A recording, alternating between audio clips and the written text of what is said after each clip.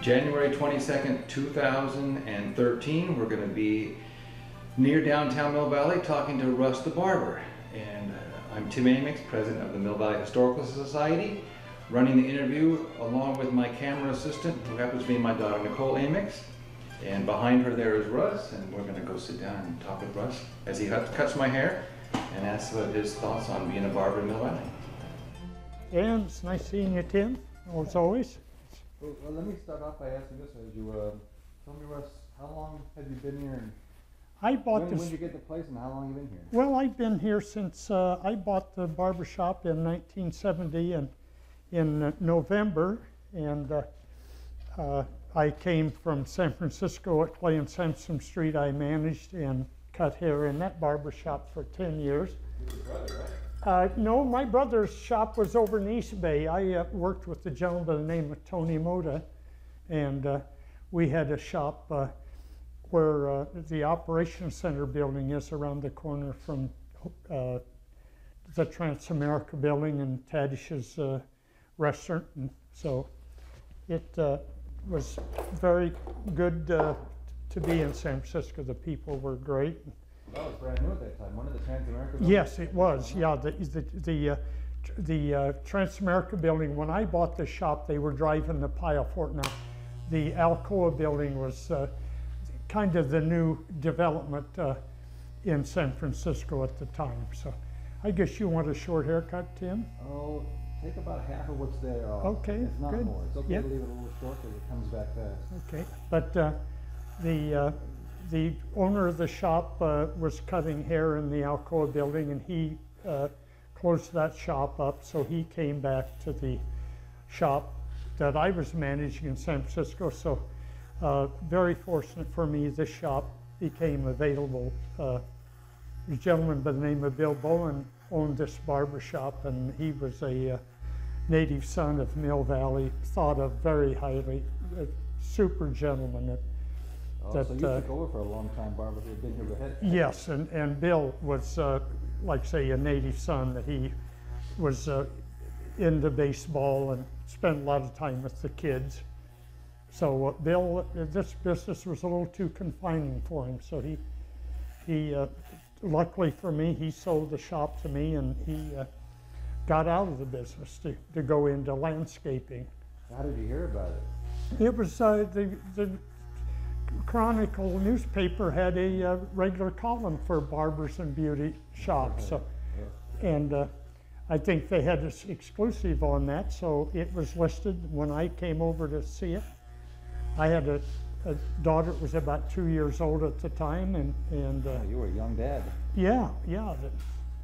And I was very fortunate that it was available, and for what is now, for $2,800. That seemed like quite a bit of money then, but it was just a little over 150 haircuts, which isn't very much. So.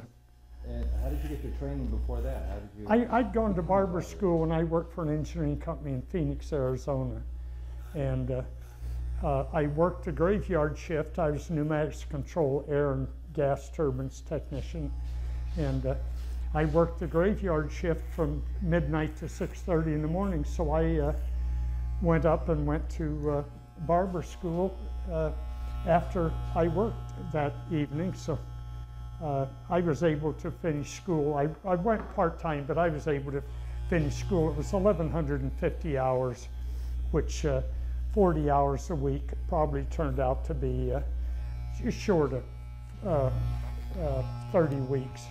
Your family's from Nebraska. How did you end up? Yes. Well, my dad had a barber shop in El Cerrito, and he had an older brother that also cut hair in Berkeley.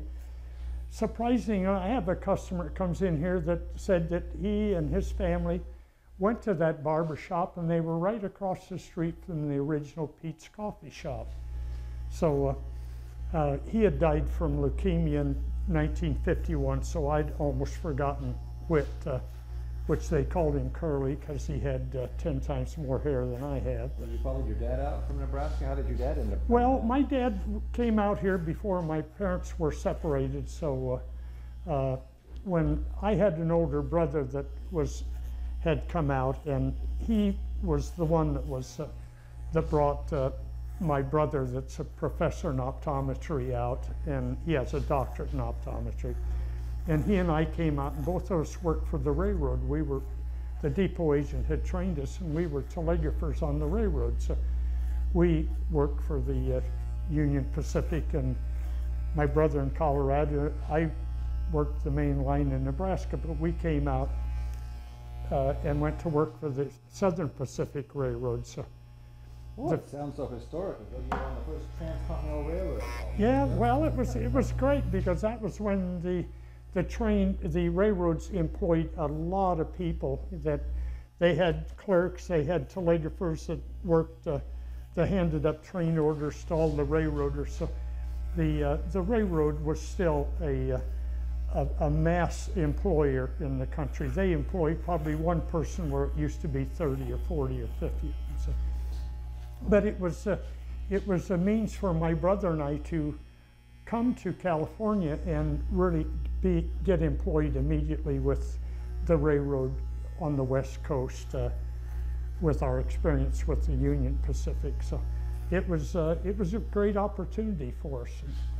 And the depot agent took his own time to train us, and during the day to learn the functional duties, and we had to go down at night to learn the Morse code. So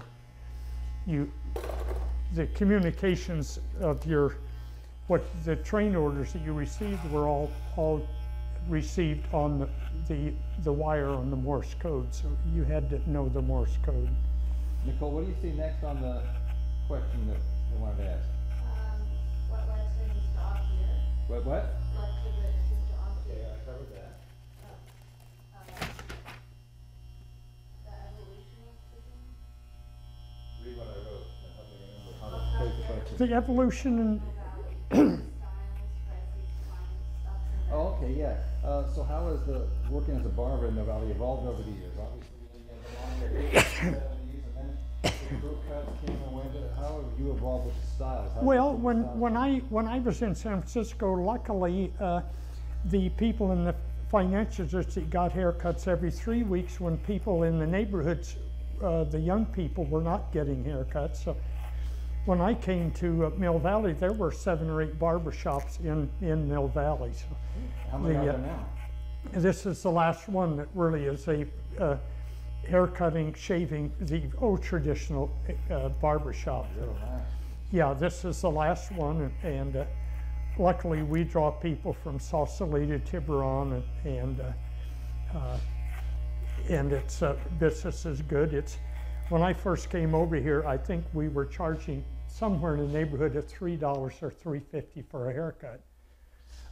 Rent at the barber shop was rent that was the same for 5 years, and the lease, and I think my rent was probably around $300 a month. So Mill Valley still had a great deal of the World War II retired people, and that really were able to patronize and keep 5 or 6 barber shops in pretty much in business. So Anymore, huh? no, it's I guess there's I would think that $20 for a haircut is one of the least priced haircuts in.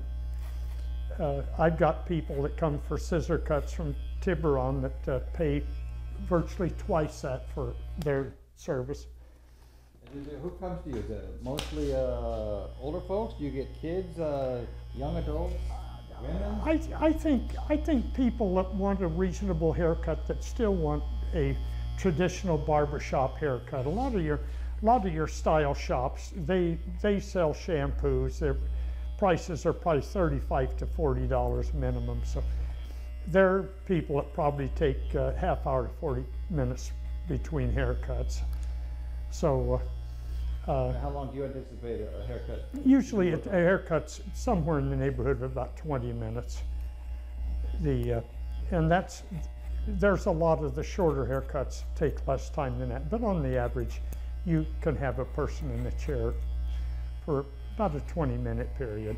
How about kids? Do kids come here? Or do kids Yeah, go you somewhere know, else? well, a lot of the kids come here. I think the kids that go somewhere else are people that feel that spending $40, maybe they get a little more for their service. But I guess I'm thinking kids, because there are two kinds of kids. There's young adult kids for us, and then there's like grade school kids, elementary school kids. Where do they go in town? well, I think it seems like surprising that the real small kids tend to go to a place like the Panda Room, where the only problem with that is that they have a lot of these toys that mom has to worry about, not only buying a haircut, but they got to spend $20 for a stuffed toy. So if I was a parent with a youngster again, I wouldn't appreciate that too much. But Then you can buy a used record. But no yeah, toys. that's there again. Well, Pan across there, Nicole, and show what I'm talking about. Russ has a big collection of records. So, yeah, pan right.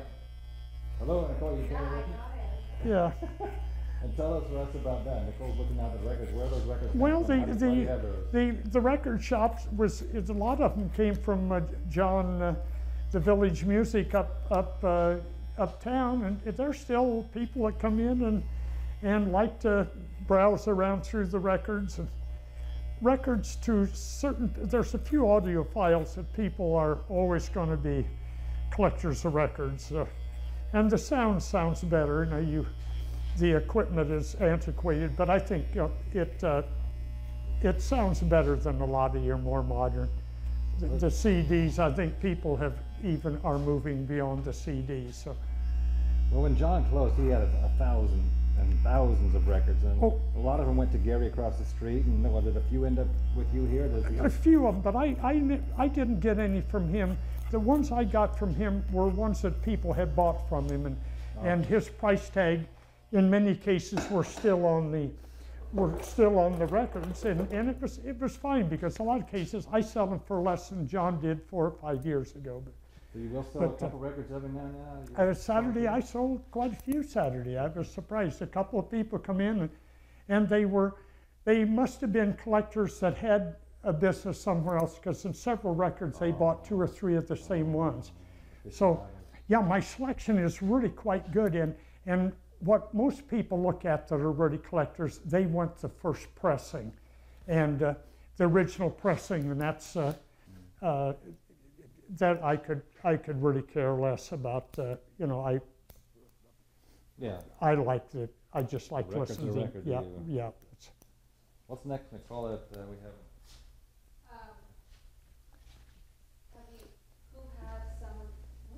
Who have been some of your famous customers? Oh, Well, actually, yeah, yeah. movers and shakers, politicians, athletes. Well, you musicians, know, the one that actors. I think is the most famous, Carlos Santana's, of course, been in quite a few rock artists.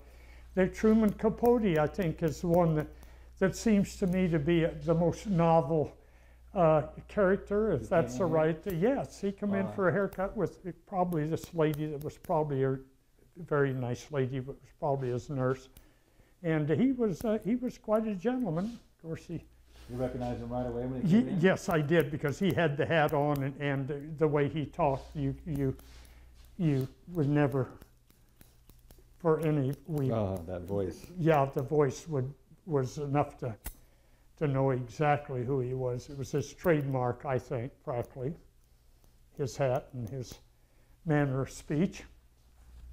And there's been quite a few, but it's the customers the customer that's a great customer is the customer that's been your customer for 50 years.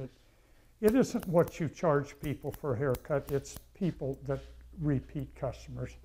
That's the person that's your bread and butter, if that's the right term. So.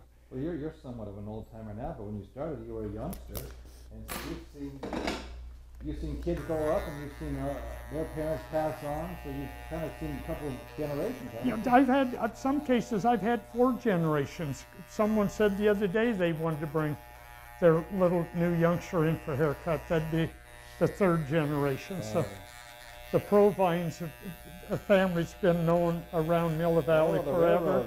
Yeah, I cut his hair when he was 100 years old. Now, I've hit 4 generations of the Provines. So. And great family, great locals. And I think Papa Provine, I think, lived to 101 or 102. So And you still get people that come in and just sit around and chew the fat?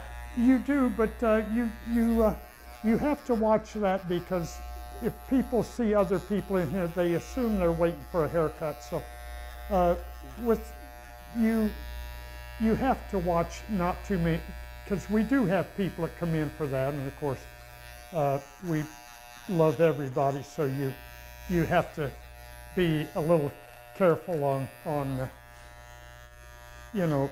So how do you handle that?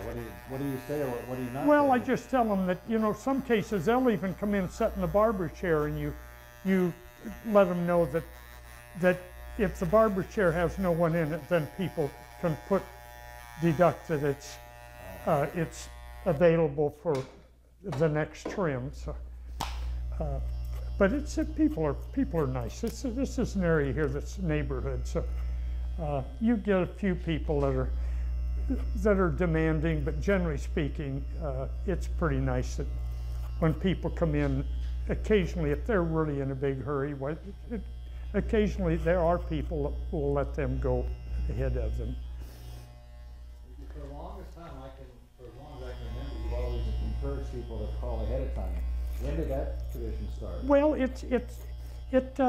I think the last 15 to 20 years, when it might take a little bit longer for a haircut. And with Yanni taking over the barber shop, there's times when he hasn't been open when I have been. So people have got to the conclusion that a lot of times they will call to see that if the shop is open, so they don't waste their time coming down for a haircut. No one's being here. So, my brother comes over from Point Richmond for a haircut. So there's quite a few of my people that come from out of the area that I started cutting their hair when they moved to Mill Valley, and they still come back after they moved out of the area. So. When people are tight on time, it really helps to know you got a slot waiting for you. Yes, and I tell everybody that I'll give them an appointment, but they have to give me 5, 6, 7, or 8 minutes between haircuts, because it's if someone wants to shave, or a lot of times, or if they're a little bit late, you're only as prompt as the people that are ahead of you. So. You still get people walking in though and say, "Hey, you got time for a haircut?" Yes, because you can usually get them out. Obviously, you'll take them, but you got 3 people waiting to call ahead of time. Yeah. You say, "Well, I got 3 people under." And in 15 minutes, you can get a major amount of a haircut finished. Professionally, in a lot of haircuts, people that you know, the difference, a 15 or a 20-minute haircut, a lot of times a 15-minute haircut, you'll cut their hair, shave around the ears, clean up, and then you'll redress up the hair to finish off the haircut. So if you're really busy, that you can make it a 15-minute haircut or a 20-minute haircut without taking away. Sometimes you do need to pick up the pace a little bit. Yes, and if no one's here, you can give more. Yeah, you can take your time and enjoy the customer, because I enjoy the customers as much as hopefully they might enjoy me. So. Well, I think I asked you a minute ago. I wasn't sure if I was clear. Do you ever get women in here? Yes, I get. There's What kind of haircuts do they get? Well, the ones, a lot of times it'll be just a trim. Now, there was a very attractive lady come in the other day with her husband, and she was priced $65 for a haircut in other places very close by, and I was able to give her I've been to beauty school, so I was able to give her a very good haircut for $20, and we were very happy, because I had very attractive ladies. I cut her hair, and she saved $45. So. You're giving the same fee as you give for a man, even if she's got a lot more. Yeah, and I didn't. A lot of times now, I didn't. Well, I didn't shampoo her hair, but a lot of times if you have the bottom, just the split ends taken off the bottom, it's a matter of taking a 1/2 inch or 3/4 of an inch off the bottom to square it up. So it's something that you could do, Tim. And you could even save not only $65, you could save the $20.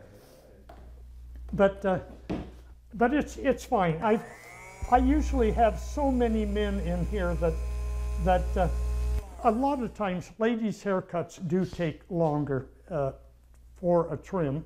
So if I have the time when it's not very busy in here, I really enjoy having ladies come in, but otherwise I have so many men that I think that's one of the things with the ladies, that they are charged more, but they get shampoo with the haircut and yeah, it's but you know, most people get up in the morning and shampoo their hair when they take a shower. So shampooing your hair, sometimes, you know, shampooing the hair is really an advantage, because when you're sectioning it off the hair, if the hair is wet, it sections off much easier. And you pull the hair out, and you're going to get a haircut that's much evener. Barbershop. He'll be in tomorrow. Yes. Sure, come on down. What's next, Nicole, that we haven't covered on the question sheet? Type of conversation. Well, you know, everything. I think most people you have in the chair will actually volunteer a subject to talk about. I think whether it's political or local or you know, about sports. I keep up on the sports a little bit, but I'm not a diehard fan. I did watch the 49ers the other day. In fact, as an example, I was out working in my garden, and I'd forgotten the game was even on until when I turned it on in the second half. I think San Francisco was behind 21-24 or something. They were losing most of the game until Yeah. they came back. Yeah, even the last few minutes I was sweating. I was kind of, if Atlanta would have scored that last time they had it, I would have been very disappointed, but I was very relieved that the 49ers pulled it off. What do you notice people in this area chit-chatting about the most? When you get chit-chat about families, about the world? Well, I think, you know, I think a lot of times I tend to, we talk quite a bit about the business and the political scenes. So, you know, I'm a little bit more interested in the current events rather than sports. Now, with the Giants and the 49ers, we are very fortunate that both teams are doing very, very well. So we have so many topics to talk about, whether it's hiking or biking, and about Lance Armstrong. But, you know, I think in this business, you try to keep your conversation as positive as possible. Yeah, you don't want to get people upset, do you? No, and even Lance Armstrong. Yeah, you got a blade next to them. You don't want to get people don't want to get you upset. No, yeah, you don't want to send out, have a guy pay a price and donate a little bit of blood. So, but it's been pretty good. I've been very fortunate. There hasn't been any unforeseen accidents. You just don't hurry too much. You ever been robbed? You ever have any trouble with? Well, the barbershop has been robbed twice. Luckily, when I was not here, I think they called in the transom and come in the back door. I think once they broke in the restaurant. In fact, it was kind of funny because they took the time and made themselves sandwiches as they were robbing the restaurant, which I thought was kind of they must have been hungry. So I don't know. Maybe they needed it more than. I've never worried too much about it because I have never been robbed when I was in here. Thank God for small favors. But I look at it. Maybe they needed it more than I did. I could afford to lose whatever I lost. So it was not a large amount of money. So. Well, you certainly must be feeling comfortable about working in Mill Valley. It's safe. It's pretty sound economically. So it's got to be an ideal place for a barber to work. I think it's probably, by working in the financial district in Mill Valley, I couldn't have chosen a better place to work.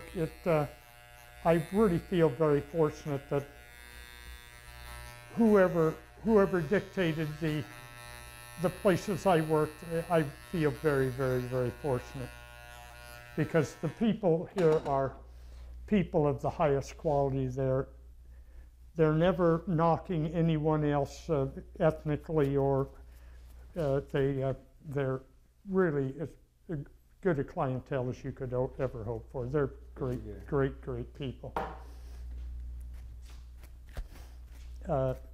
High achievers, but yet they're people that are very gracious in their accomplishments, and that makes an area very, very super. You got the lollipop tradition. How did that begin? Well, there's all the kids. That tradition is probably older than it probably goes back 100 years, if not longer. Yeah. So lollipops or some reward to getting a haircut. I guess some of the kids, I think maybe that's, if that's a bribe, I think it's really a nice enticement that maybe the kids deserve it. I know when I was a youngster that I enjoyed having the little pieces of bubble gum or the lollipops. Was that more for kids to come hang out with their mom and dad? Yeah, that's for kids. Not so much Yeah. for the dads. Well, I've often there's been a lot of adults that like the rewards of coming in. You know, lollipop is something that's hard for a 50-year-old to pass up. But it's a tradition that I'm quite certain is going to be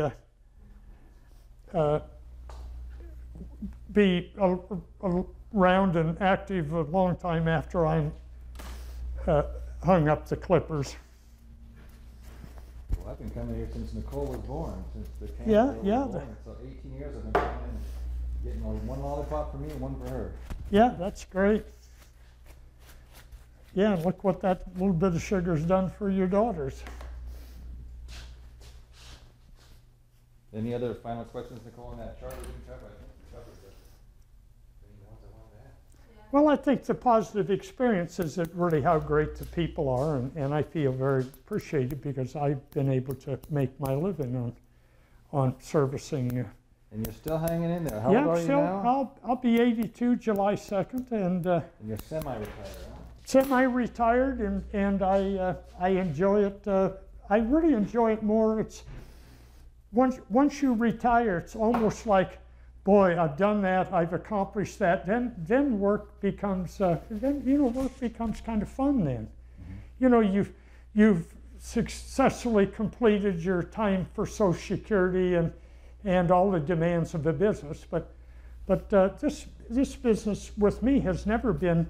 It's been 100 times more pleasurable than it has responsibility-wise. I mean, you know, paying the rent, which is the main responsibility. It's You're one of the lucky ones yeah, who really enjoyed well, what they were doing all that's these years. well, and when we bought our house, why the cost of that was reasonable enough that You've been in the same house all these years? Up yes, in Nevada, right? in Ignacio, yes, and we live on a beautiful cul-de-sac that I think is one of the nicest places, and so even there, the whole area in the last 40 years, it was very much undeveloped 40 years ago.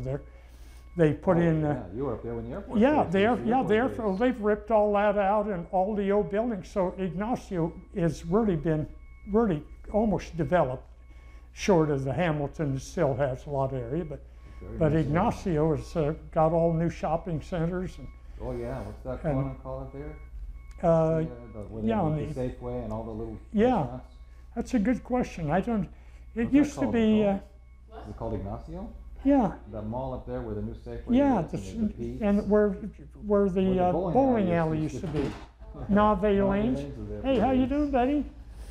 Oh, Gary, you came in for the wrap-up, huh? You're going to have to give me another day or so, see if I can dig up any old photographs.